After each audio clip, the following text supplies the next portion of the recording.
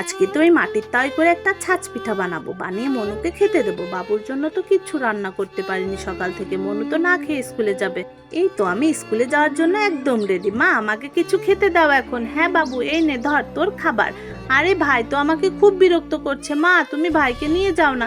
আরে এ কি বাবু, তুই দাদাকে কেন বিরক্ত করছিস? চল আমার সাথে চল। খাওয়া দাওয়া তো শেষ, যা এবার ব্যাগটা গুছিয়ে নিয়ে চলে যায়। আরে এ কি করেছে ভাই? মা দেখো না, ভাই আমার সব বই ব্যাগ থেকে বের করে ফেলেছে। এখন আমি কি করব?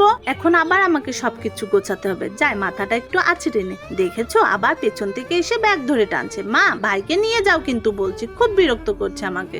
আরে বাবু তুই দাদাকে কেন বিরক্ত করছিস সব সময়? আচ্ছা মা তুমি থাকো, তোমাকে একটা পাপ্পা দেই। টাটা ভাইয়া। আরে ভাইয়াকে আমি টাটা দিলাম, ভাইয়া আমাকে কিছুই বললো না। আমার তো মনটা খুব খারাপ। আরে এটা আমি কি করলাম? ভাইয়া আমার দিকে ওভাবে তাকিয়েছিল, আমি ভাইয়াকে কিছু না বলেই চলে আসলাম। যাই ভাইয়াকে একটা পাপ্পা দিয়ে আসি। থাকো ভাইয়া।